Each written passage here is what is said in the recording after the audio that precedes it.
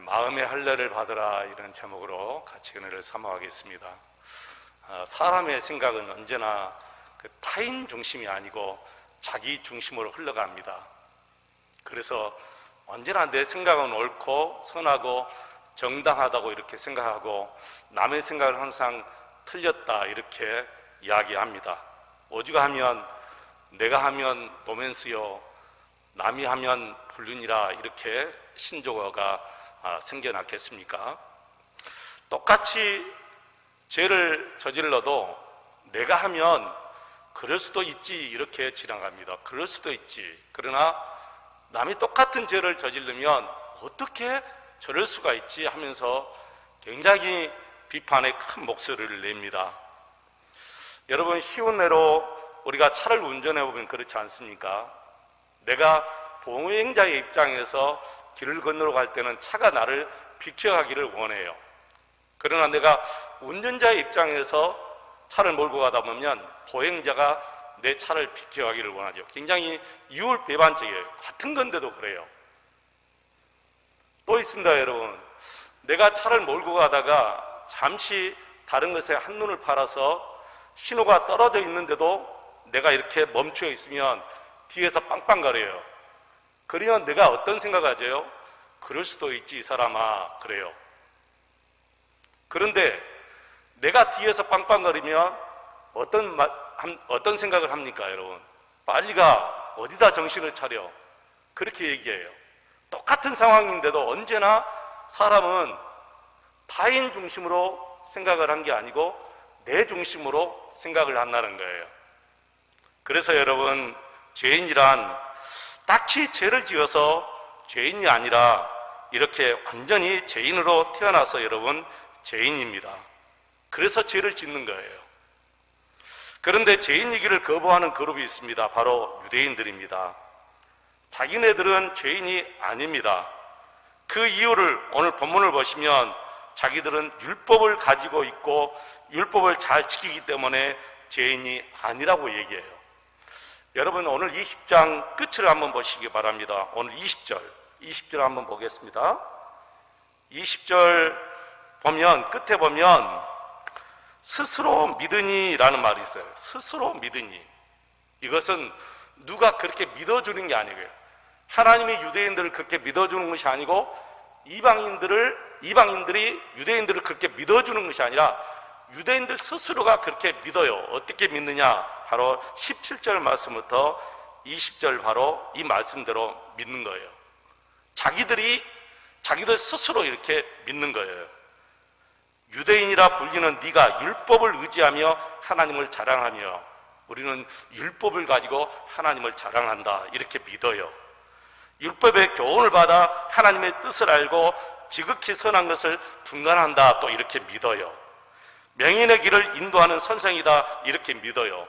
어둠에 있는 자의 빛이다 이렇게 믿어요.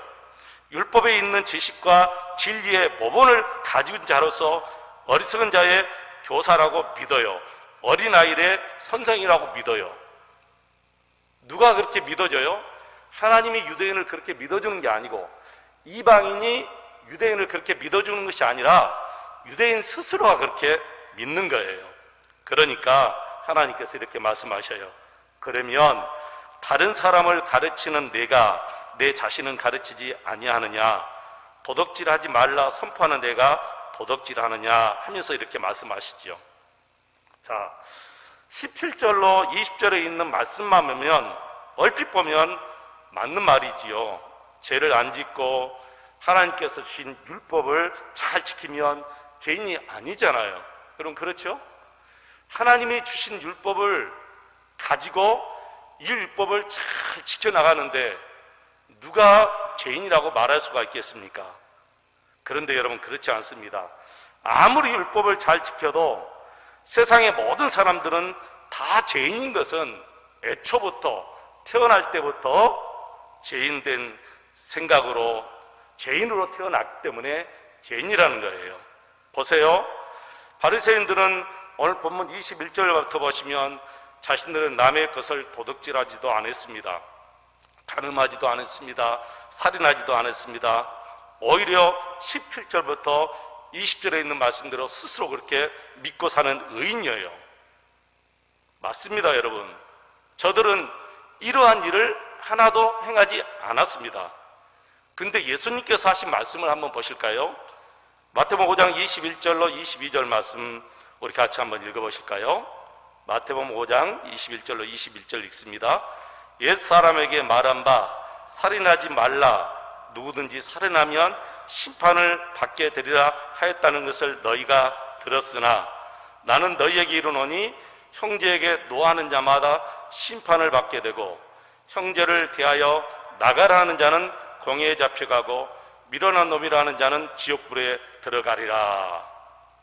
27절로 28절 한번 보시겠습니다.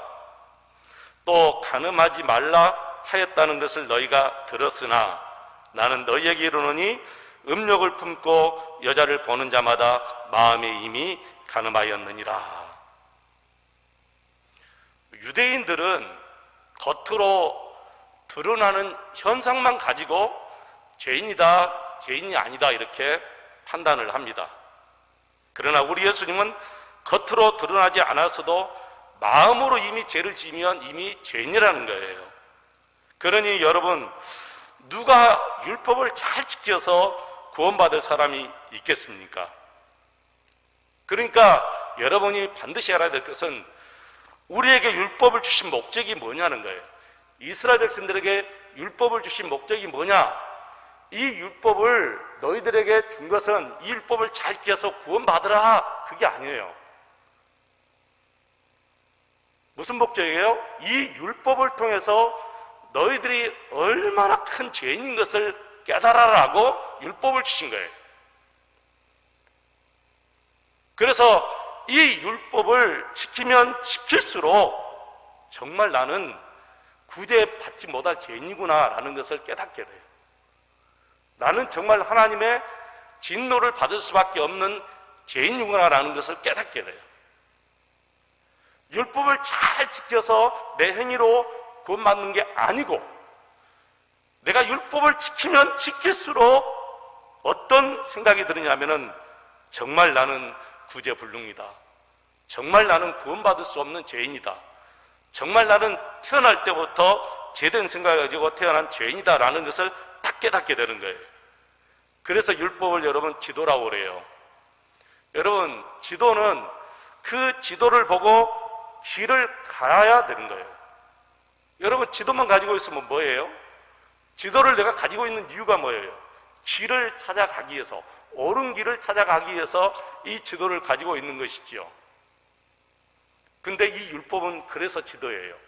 그래서 이 길을, 이 율법이란 지도를 쭉 보고 쭉 가다 보면 결국 끝에 가면 누구를 보게 되고 누구를 만나게 되느냐? 바로 예수 그리스도를 보게 되고 예수 그리스도를 만나게 된다는 거예요. 그런데 유대인들은 우리는 지도 있다? 너희들 없지? 그렇게 자랑하는 거예요. 너무 이상하죠. 우리는 지도 가지고 있는데 너희들은 지도 없지? 여러분, 그거 자랑할 거 아니잖아요. 지도는 가지고 자랑하라고 주신 것이 아닙니다. 지도를 따라가라는 거예요. 지도를 따라서 목적지까지 가라는 거예요. 근데 유대인들은 하나님께 받은 이 율법만 계속 자랑해요. 우리는 하나님께 율법 받았다? 너 이방인들은 하나님께 율법 받지 못했지? 늘 그렇게 율법 가지고 있는 것만 자랑하는 거예요. 여러분, 하나님께 율법 받은 것하고 자신들이 하나님 앞에 의롭게 되는 것하고 무슨 상관이 있지요? 아무 상관이 없잖아요. 자신들이 하나님께 율법 받은 것하고 자신들이 하나님 앞에서 의롭게 되는 것하고 율법 관계는 아무 상관이 없어요. 또 하나 있어요. 자신들은 할례를 받았다라고 자랑해요. 할례를 받은 것하고 하나님 앞에 의롭게 되는 것하고는 전혀 상관이 없잖아요. 그런데 자기네들은 우리는 할례 받았는데 너희들은 할례 받지 못한 이방 민족이다 라면서 할례 받은 것을 그렇게 자랑하는 거예요. 그래서 우리 하나님께서 25절, 26절에 이렇게 말합니다. 25절 말씀 보겠습니다. 내가 율법을 행하면 할례가 유익하나 만일 율법을 범하며 내 할례는 무할례가 되느니라. 그렇죠, 여러분? 하나님께서 주신 율법을 다 행하면 할례도 유익한 것이 되지만 율법 중에 그 어느 것 하나 딱 어기면 할례도 무익하게 되어버리는 거예요. 선민의식으로 할례를 자신들이 받았지만 그 어느 것 하나를 딱 어겼으면 그 사람은 할례 받지 못한 사람과 마찬가지라는 거예요. 자, 26절은 그 반대로 말씀하지요.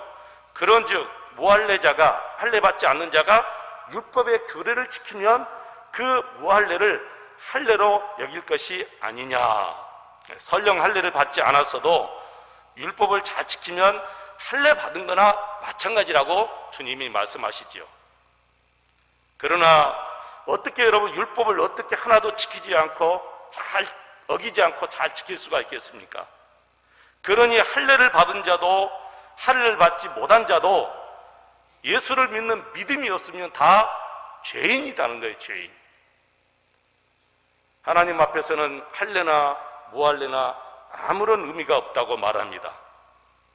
유대인들은 할례의 의미도 모르면서 우리는 할례 받은 민족이다 라면서 할례 받지 못한 이방 사람들을 멸시하고 그리고 자신들은 할례 받았다고 자랑해요. 여러분, 할례가 뭐지요? 할례란 하나님의 백성과 이방 사람들을 구별하는 표식이에요. 그 이상도 그 이하도 아니에요. 이 할례란 하나님의 백성과 이방 사람들을 구별하는 표식. 그 이상도 그 이하도 아닌 거예요. 근데 이것을 유대인들이 잘못 오해해요. 할례를 받았으니 우리는 하나님의 백성이다 이렇게 오해를 해버린 거예요. 그게 아니에요. 하나님의 백성이니까 표식으로 할례를 준 거지, 할례를 받았으니까 너희들이 하나님의 백성이다, 그게 아니다는 거예요. 그래서 할례가 무엇과 같아요? 세례와 똑같습니다. 여러분, 우리는 세례를 받았으니까 그리스도인인가요? 아니죠. 그리스도인이기 때문에 세례를 받음으로 나는 그리스도인이야 라는 표식으로 우리가 이제는 정말 세상 사람으로 살지 않고 오직 예수 그리스도를 나의 구주로 믿고 하나님의 자녀로 살아야겠다라는 표식인 거예요. 그러므로 할례나 세례를 받아야 하나님의 자녀가 되는 것은 절대로 아닙니다. 그런데 꼭 유대인들처럼 지금도 잘못된 교리를 가지고 있는 사람들이 있어요. 세례를 받았으니 우리는 그리스도인이고 너희는 세례를 받지 못했으니까 그리스도인이 아니다, 이렇게 잘못 교리를 가지고 있다는 거예요. 그러니 할례를 받았다고 세례를 받았다고 자랑할 것이 아닙니다. 아니, 할례를 받음으로 하나님의 자녀가 되었다면 자랑할 일이지만 할례는 하나님의 자녀된 표식이지 할례로 하나님의 자녀가 된 것은 아닙니다. 마찬가지입니다. 세례를 받았다고 그리스도인이 된 것이 아니기 때문에 자랑할 것이 전혀 아닌 거죠. 근데 예전에 정말 세례받은 것을 자랑으로 여긴 어느 교회 교인들이 있어서요. 바로 서울 영락교회 교인들은 우리는 한경진 목사님께 세례받았다 그렇게 엄청나게 자랑을 하고 다녔어요. 심지어는 미국에 이민 가서도요, 자녀들 한경진 목사님께 세례받으려고 돌아왔어요. 너무 웃기잖아요. 한경진 목사님 이름으로 세례를 주면 또 그럴만도 해요. 그런데 누구 이름으로 우리가 세례를 받죠? 예수 그리스도의 이름으로, 성부 하나님과 예수 그리스도와 성령 하나님의 이름으로 세례를 받죠. 근데 누구에게, 어느 목사에게 세례받았다 하고 자랑하고 다니는 거예요. 꼭 유대인들하고 똑같아요. 그것은 자랑하라고 준 것이 아니고 너희들은 하나님의 백성이니까 성별된 백성으로 살라라는 의미로 할례를 받고 세례를 우리가 받은 것입니다. 우리 하나님 앞에서는 육신의 할례를 받았으나 안 받았으나 중요한 것이 아니라 그 마음속으로 진심으로 하나님을 사랑하는 마음이 있느냐 없느냐가 중요해요. 그래서 오늘 본문에 육신의 할례가 중요한 것이 아니라 마음의 할례가 진짜 할례라고 딱 얘기하는 거예요. 할례는 마음으로 하는 것이지 육신에 하는 것이 아니다, 그렇게 얘기합니다. 마음의 할례란 무엇입니까, 여러분? 마음의 할례란 바로 성령 세례를 얘기합니다. 성령 세례. 마음이 어떻게 할례를 합니까, 여러분? 할례를 받음으로 내가 하나님의 자녀다라는 성별된 표식으로 주어진 것처럼 이제는 내가 육신의 세례가 아니라 진짜 세례, 성령 세례를 받아야 마음의 할례를 받은 것이다, 그 말이에요. 우리는 이제는 더 이상 어떤 외적인 것을 통해서 나는 그리스도인이다 이렇게 말할 수가 없어요, 여러분. 왜 그럴까요? 마음이 진짜 중요하기 때문에. 육신으로 겉으로 나타나는 어떤 행위가 중요한 것이 아니라 진짜 그 마음이 하나님께 있느냐는 거예요. 진짜 하나님을 사랑하느냐는 거예요. 마음으로는 하나님 사랑하지 않고 겉으로만 하나님 사랑한다고 수천 번 우리가 입술로 외쳐본들 그게 하나님의 마음을 움직일 수 있겠습니까? 그게 하나님께 감동이 되겠습니까? 아니지요. 그래서 마음의 할례를 받으라, 이 말은 성령 세례를 받으라. 성령님께서 너희 마음속에 임하심으로 말미암아 너희가 하나님의 백성 된 것을 성령이 증명해 줘야 진짜 너희들이 하나님의 자녀라는 거예요. 세례 받았어도 하나님의 자녀가 아닌 사람이 분명히 있다는 거예요. 신앙이란 그래서 예수님의 대속의 은혜에 대하여 늘 우리가 감사하고 찬양하며 우리 예수님의 업적을 계속해서 우리가 전파하고 자랑하는 것이 진짜 신앙생활입니다. 오늘 우리는 이 말씀을 통해서 표면적으로, 그러니까 겉으로 나타나는 표식, 곧 세례를 받은 것, 혹은 교회를 다니는 것, 혹은 헌금을 드리는 것, 혹은 내가 봉사생활을 열심히 하는 것, 이것이 진짜로 신자의 표식이 아니라 내 마음속에 성령님이 계신 것이 진짜 하나님의 자녀된 표식이라는 거예요. 그게 바로 성령 세례입니다. 여러분, 목사 가운을 입었다고 다 목사가 아니지 않습니까? 저와 여러분이 교회 직분을 가져도 다 하나님의 자녀가 아니죠. 교회 직분을 가지고 있어도 세상 사람보다 못한 신자들이 얼마나 많습니까? 교회를 열심히 다니면서도 거짓말을 반복듯이 하는 사람이 얼마나 많습니까, 여러분? 그래서 진정한 신자는 내면적으로 주님을 영접하고 마음의 할례, 즉 성령 세례를 받은 사람만이 진짜 하나님의 자녀다는 거예요. 그래서 자신이 얼마나 흉악한 죄인임을 발견하게 되고 자기 자신을 부정하며 주님 앞에 무릎을 꿇게 되는 것이죠.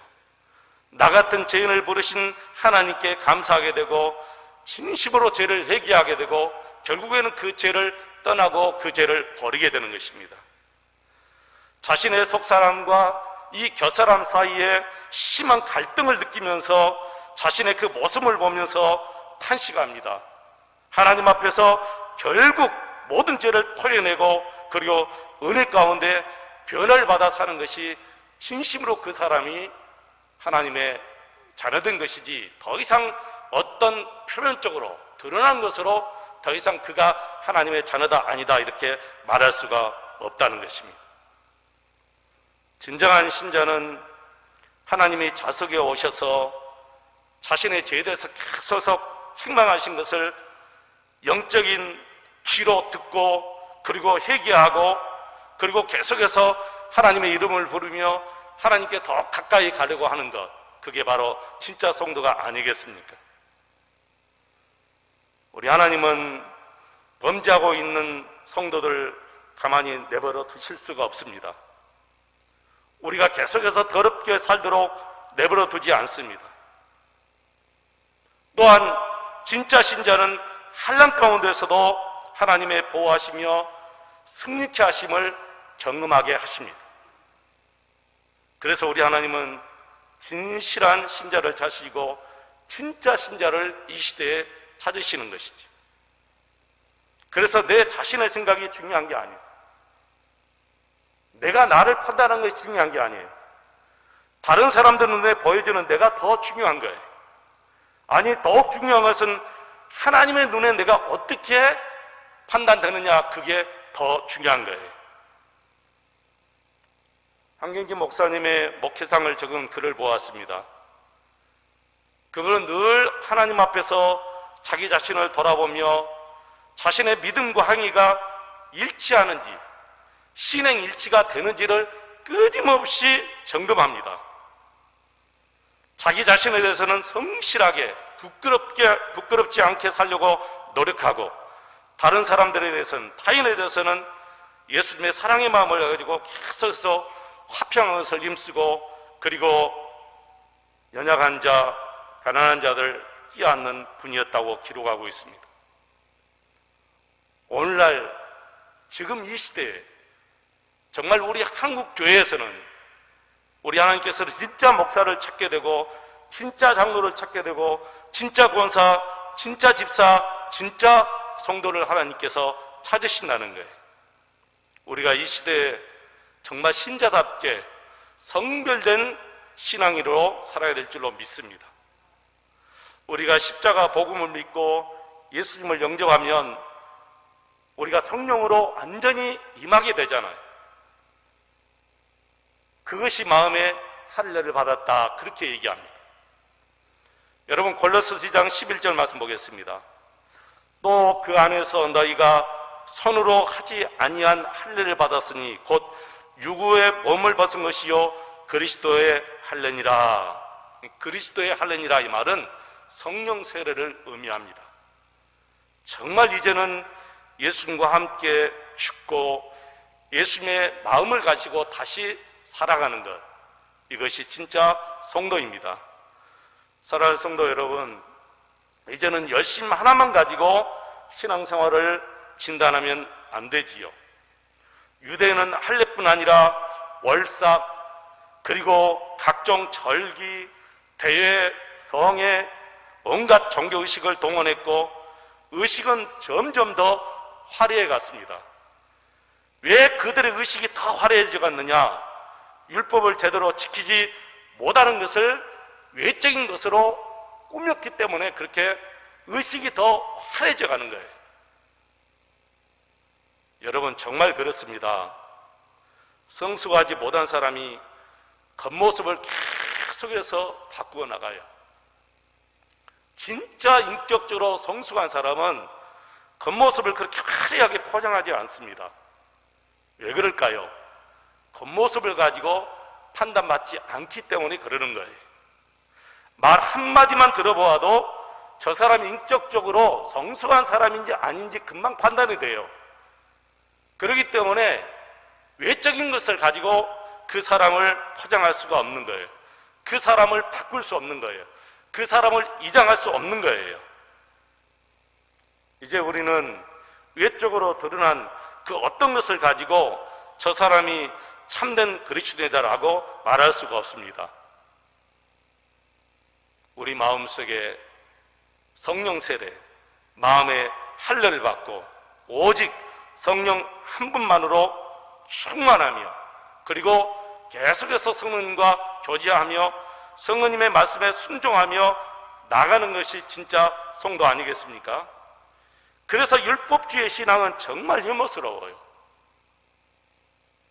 여러분들의 옛날 모습을 보시기 바랍니다. 얼마나 내가 율법주의 신앙을 살았는지, 그때 여러분의 모습이 얼마나 혐오스러웠습니까?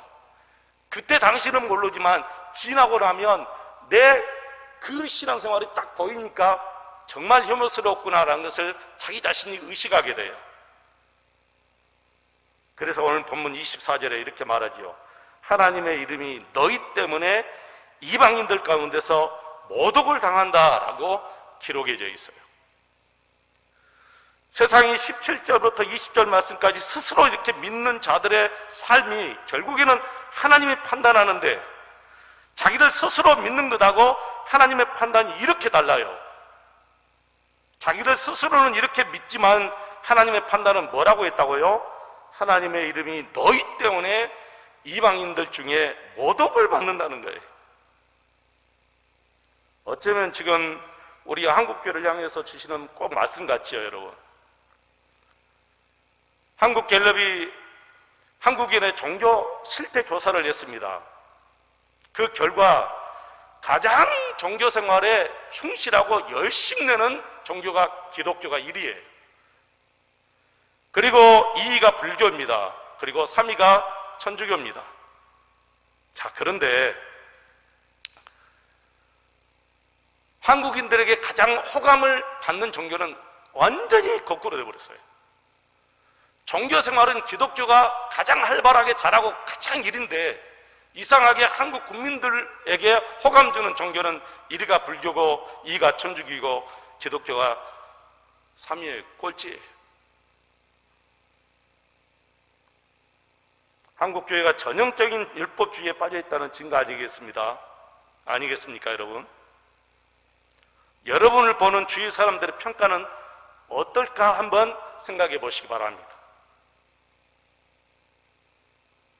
여러분, 어제부터 오늘까지 계속해서 2015년부터 지금까지 전문직 성범죄 1위가 의료인, 2위가 종교인, 정말 민낯이 드러나는 거예요. 전문직 성범죄 1위가 의료인, 그 다음에 종교인이에요. 얼마나 여러분 부끄러운 일입니까? 우리 기독교가 언제부터 이렇게 됐죠? 우리 기독교가 본래 이런 기독교입니까? 아니잖아요. 여러분, 사도행전 2장, 3장, 4장 말씀 보면 우리 기독교는 본래 이런 종교가 아니라 모든 사람들에게 칭찬받는 종교잖아요. 교회는 본래 이런 교회가 아니잖아요. 모든 사람들에게 칭찬받는 교회가 바로 우리 기독교인데 어떻게 이렇게 기독교가 변질됐든가? 이제는 교회다운 모습을 회복해야 되지 않겠습니까? 우리 모두가 마음의 성령으로 할례를 받아야 됩니다. 이제는 새 사람으로 살아가야 됩니다. 오직 주님의 은혜에 감사하며 오직 주님 한 분만으로 만족하며 그리고 주의 말씀에 순종해 가야만이 우리 한국교회가 불신자들 앞에 모든 것이 회복될 줄로 믿습니다.